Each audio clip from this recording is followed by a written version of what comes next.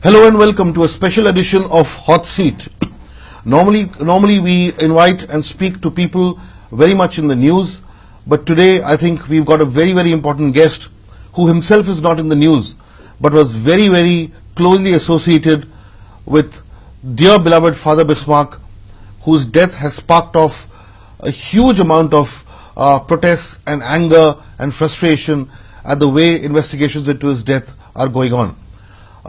Father Bismarck, for those uninitiated, was a soul, a kindred spirit, a fighter, a man of the masses, and therefore a people of God.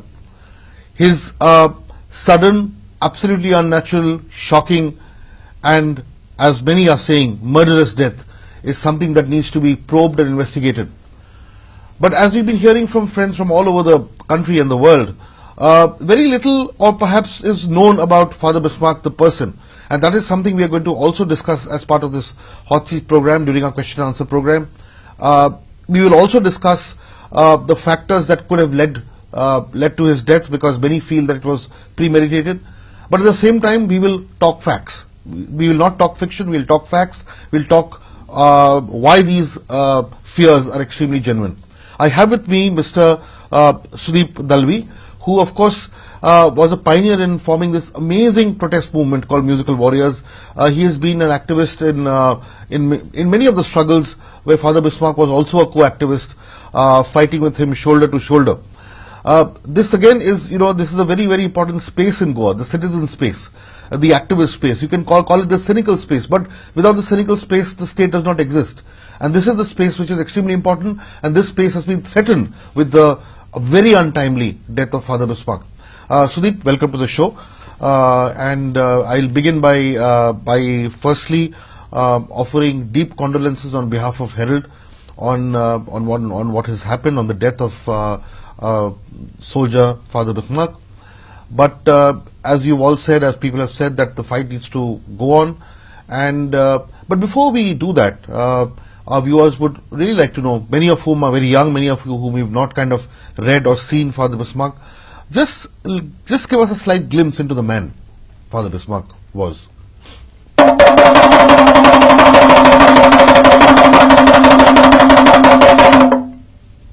This was Father Bismarck.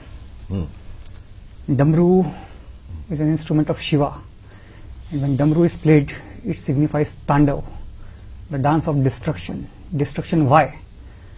To initiate the beginning of a new construction, to initiate a new era.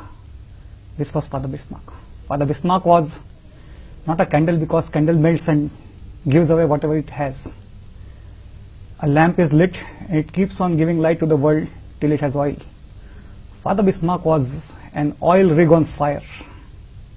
He was a man of tremendous energy, a man full of grace of supernatural, who was struggling with all he had and with all what he had not, to bring all the issues which were stinging Goa to a culmination.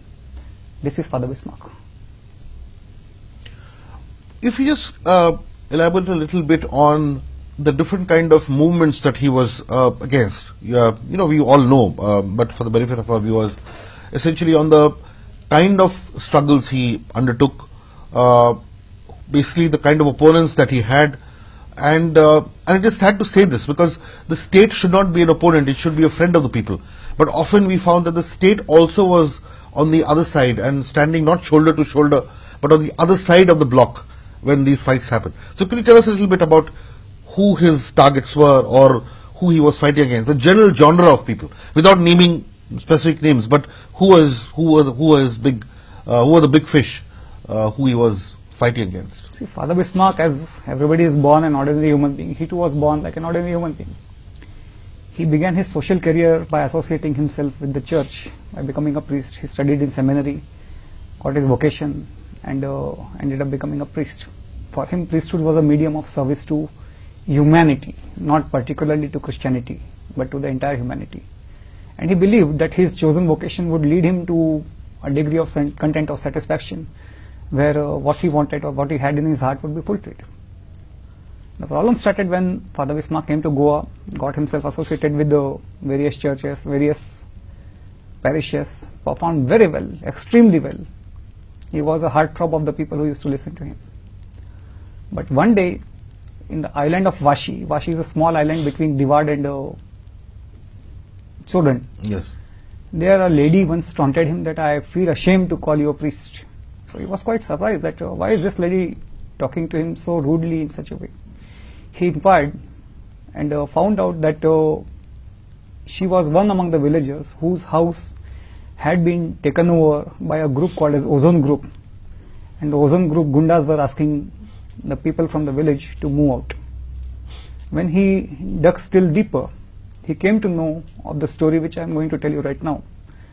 The Vashi island traditionally and ancestrally belonged to the church. Church was here in the action of a landlord, and all the villagers who were staying in Vashi were tenants.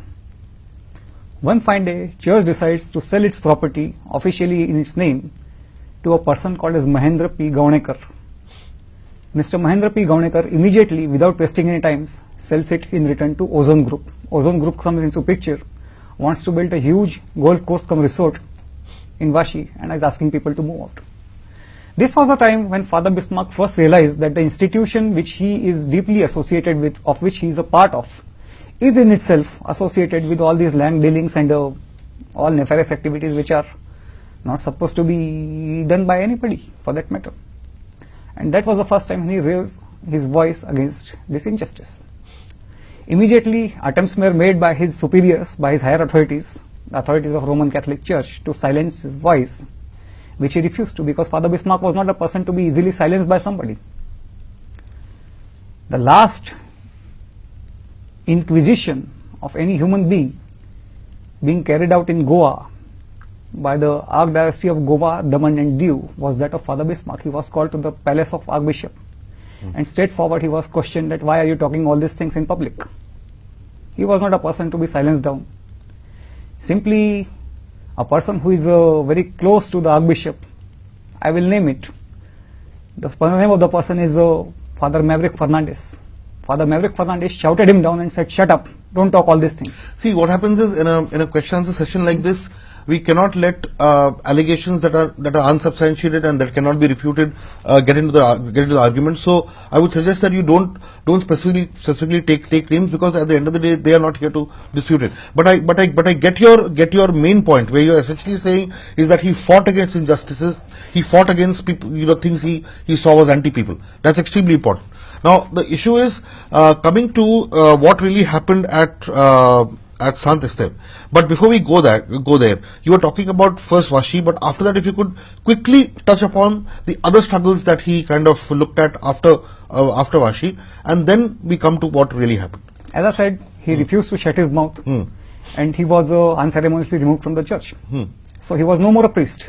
So once he was no more a priest, he had a wide avenue of issues open to him. He protested against the Gera issue, which is going on the other side of Sant Esteve. Okay. He protested against many land grabbing issues which are going in Sant Esteve.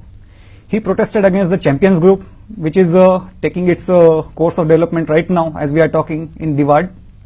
He expressed his dismay and his anger towards all the things which are going in Betki Khandwala region. Other than that, he had filed several RTIs against several issues, as well as he had fought many court cases against many issues, of which I was fortunate enough to be a co-litigant at the same time. So there was a wide variety of issues which he was fighting against. When Musical Warriors program started, he was an integral part of it.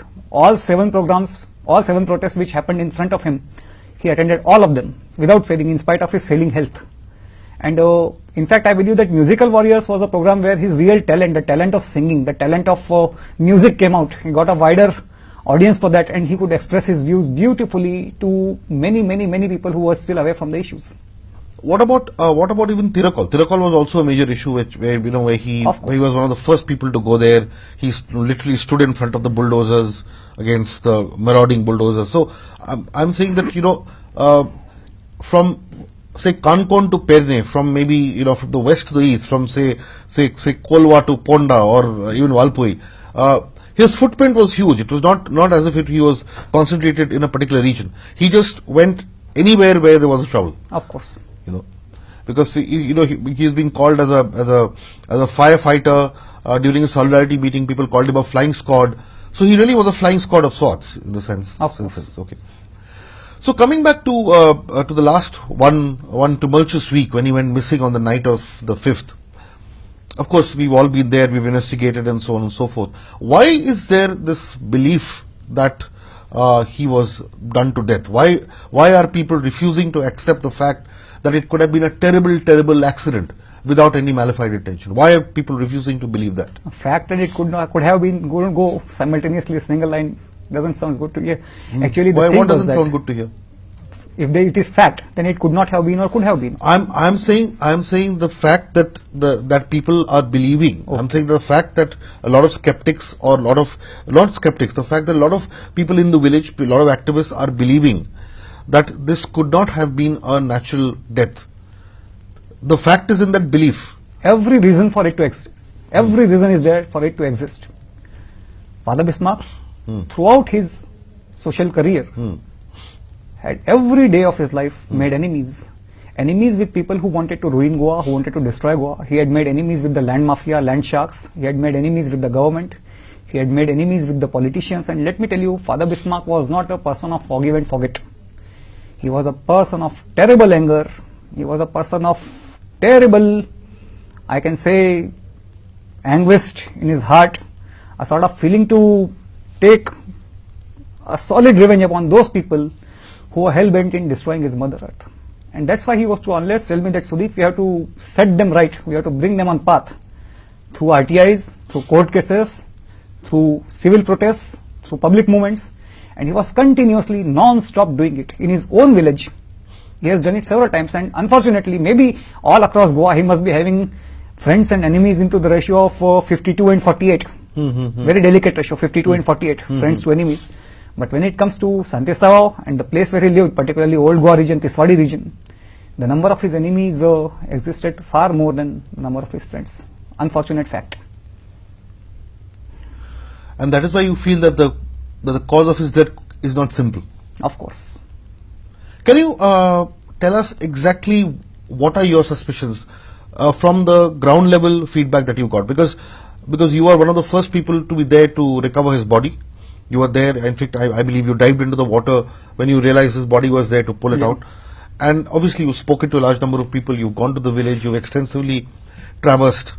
Because I would like to kind of direct you to a report in another section of the press, which spoke about the last 12 hours of Father Bismarck, where it almost seemed as if it was an open and shut case of he kind of going on a massive drinking binge and going for a swim and drowning.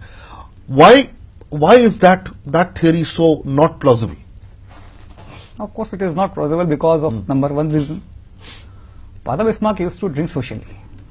I drink socially. He used to drink with me many times. I know his capacity, how much he could drink. He could not consume more than 2 pints of beer, not 2 bottles, 2 pints of beer at a given time. Maximum, if somebody insists, 3rd maybe. That was his maximum limit. He was a person of responsibility. He was very well aware of who he was, what he was doing. No chance of going 3.5 kilometers inside the jungle just for having a beach drink. That too along with whom? Along with 2 kids about whom nobody knows in the village.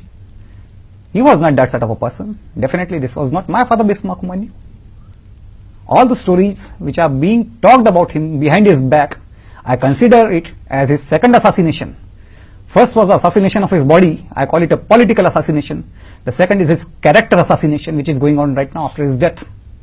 Everybody, the whole state government machinery, the police machinery, a section of media, I am not blaming all the media, is hell-bent upon proving that Father Bismarck was himself responsible for his own death. It's foolish, it's absurd, it's rubbish. I condemn it in strongest possible language. That was not going to happen anytime. Father Bismarck was a man of responsibility. He was cheated, he was brought up there. Right now I am having an interview with you. I receive a phone call. Somebody says, Sudeep, your mummy is extremely sick. Kindly come to see him. What will I do? I leave your interview right now and I will run to my home. When I run to my home, not the door, not my mummy, but some of my enemy opens my door. Game over. I believe, and I strongly believe, that this is what happened with Father Bismarck. He was deceived, he was cheated to be brought where he went. This is the angle which police is not probing. And today, police is saying that there is no plausible reason other than what has already come out, the police version, to believe could have been a possible reason of murder. They are saying it's a death, and they are still going on with the same theory. So that gives me a strong reason to believe that state government as well as police wants to dump this case. So that we bury his body. Once we bury his body, we lose everything. Nothing remains, and after that, who was Father Bismarck and who is Sudeep? That's the end of the story. Many reasons. He made political enemies. He made enemies with the people against whom he contested in 2012 elections. Again, a candidate who stood in those elections is having a dockyard which is going to be constructed, or which I should say is still under construction at the backside of St. Esteva. I think if you have gone there, you would have seen it with your own eyes. So he was having many powerful enemies. And by my experiences, by the conversations which I had, of which I am having an audio record of all of them, I am in a strong position to confess in front of you right now. I know who murdered Father Bismarck. I do not believe. I know who murdered Father Bismarck. Okay. If you look at the other, say, ground level facts, we found that there were these two boys. They both happened to be from the village. They were not known. They both happened to be from the village. And of course, we found out that he was actually drinking, or he was seen drinking at Vaichivat. He may have had a couple of beers. And then, of course, I completely agree with you, that whole trek to the Manos, where he actually sat down and where he was supposedly seen at about 10 o'clock at night, is absolutely impossible to walk that stretch. And to even say that people saw him going there is a lie, because 10 o'clock there is nobody there in that lonely stretch. So it is impossible to either, even if stories are being planted saying that people saw him walking that stretch, that is an absolute lie, because we don't know who saw him, and we don't know who they spoke to. But the point that I'm trying to raise here is the actual police investigations, because we feel that it has been completely botched up, even from the forensic investigation point of view. Can you just elaborate on that a bit with your own views or your own feedback that you got on the specific botch up as far as the actual ground level forensic investigation is concerned? At the time when his police inquest was being conducted into the mortuary of Goa Medical College, I was present. I am one of the signatories. I have seen a deep gash on the forehead just above the right eye with my own eyes. I am a person with a paramedical background. I am a pharmaceutical technician. I know what it means. I know what I am talking about. He is allegedly said to have many beer bottles of beer, one after another. In that case, his urinary bladder should have been swollen with fluid. There was only 30 to 50 milliliters of liquid cc, yes, found in his urinary bladder. Where is the rest of it gone? When he was fished out of the backwaters of River Mandavi, his face was down and head was up. That means he was lying flat on his face in the water. It's highly unlikely, highly impossible that a person who would have drowned a natural death would be floating in such a position or such a situation. Many other things. Where the bottles came from, who brought them, who kept them there, what about the fingerprints on the bottles? Which were not, timings? I don't think were taken properly. Not taken properly, not taken at all. Forget being taken properly, not taken at all.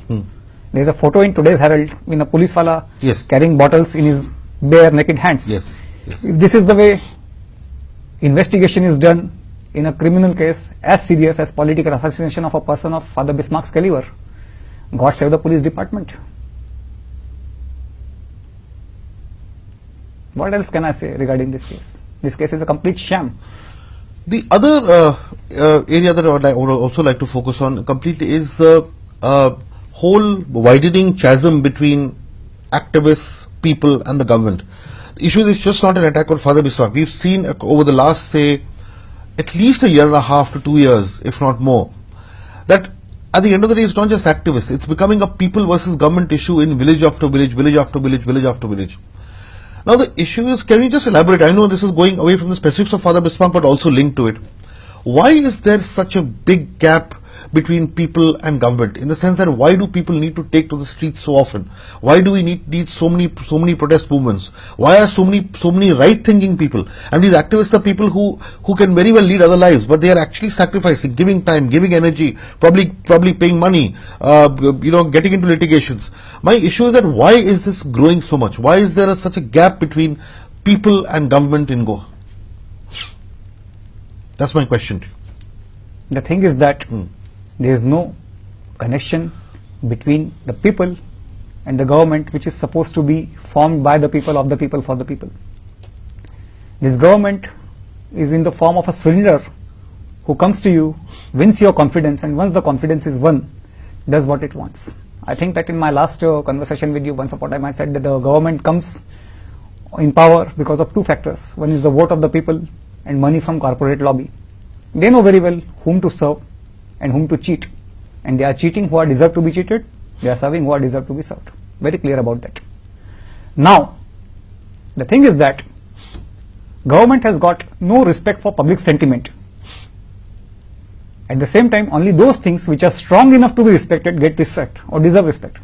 Public sentiment is not strong, government is not respecting it. As simple as that. The day the feelings of people became so emotional, so fragile and so delicate that you see buses burning, police firing, stone pelting, public property destruction, damage to government vehicles, when all these things which never have happened in Goa, when these things start happening in Goa, then government will start taking seriously. Then the DGP will stop giving foolish statements the way he is giving right now. Then the political machinery will come into action. Then things will move, because government only fears violence. It has got no respect for non-violence. It has got no respect for peace. It has got no respect for soberness, for humility and for humanity. The only language which government understands is the language of force. That's why you see that Naxalites who are destroying everything in Bastar, in Chhattisgarh, they are being taken seriously. And we people who are marching on streets, who are taking candlelight marches, who are doing things peacefully, who are singing with guitars and damroos, who is caring for us? Government says, to hell with you, we are not careful about your guitar, we are not careful about your damroos, we are not careful about your violins. Violins and damroos and guitars don't bring revolution. We are being pushed to the wall. We have come to an extent where we are seriously being made to give up these things and to take these things in our hand. God knows what is going to happen.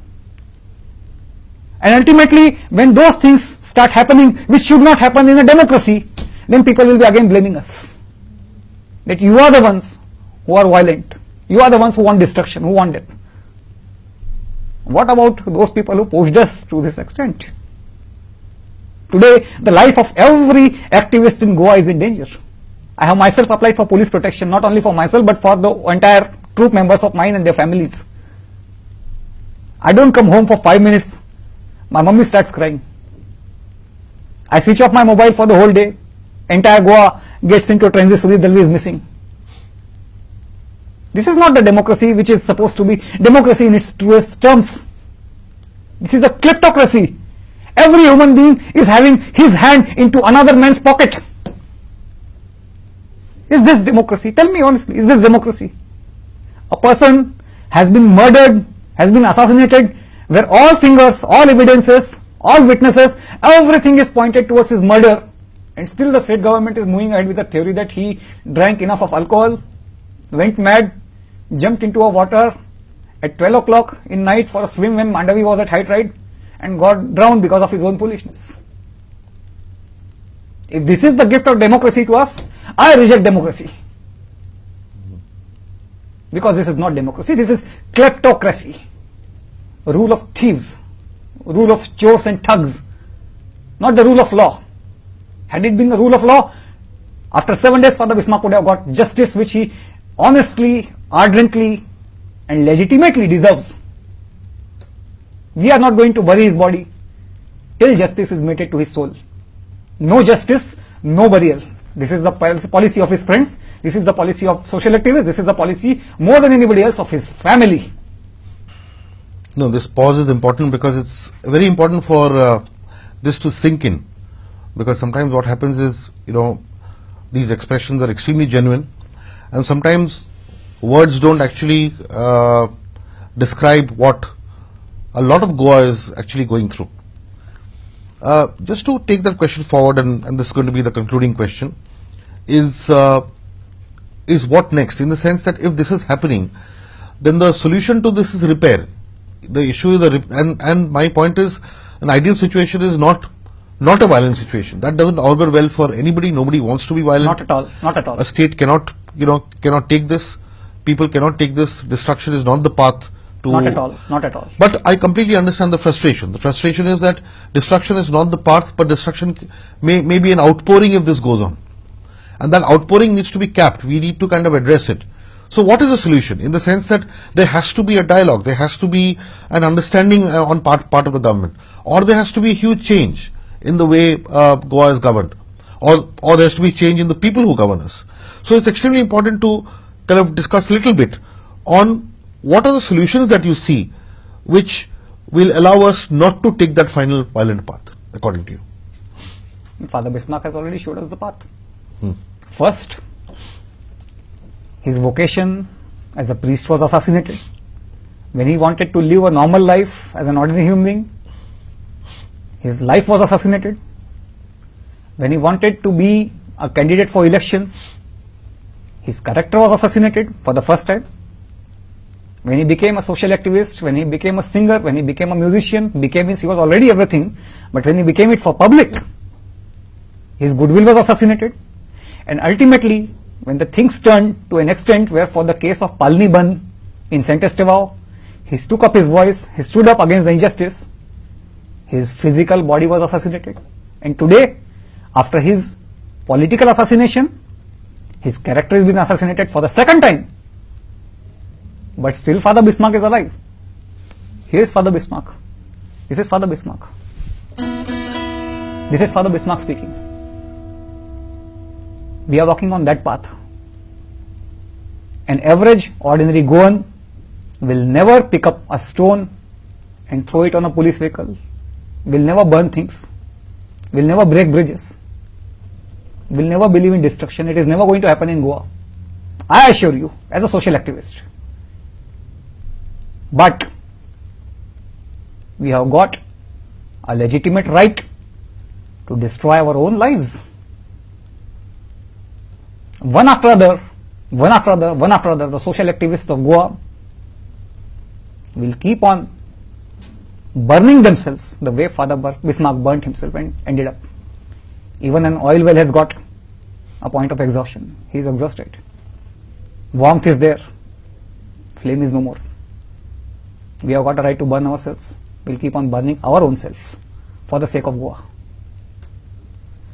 Give me oil in my lamp, keep me burning. Give me oil in my lamp, I say.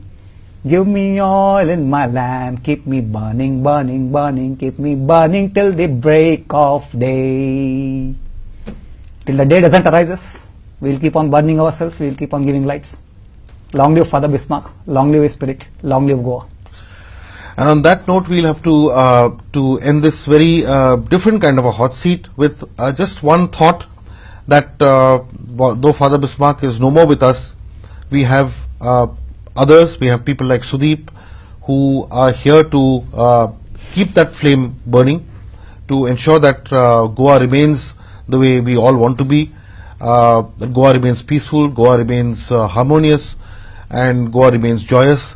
Unfortunately, these are things that are at a premium in Goa now, but while Father Bismarck is physically not with us, his spirit shines in people who are carrying this whole fight forward, one of whom, Sudeep, is right here with us, with whom we've had a very, very moving half an hour. Thank you so much.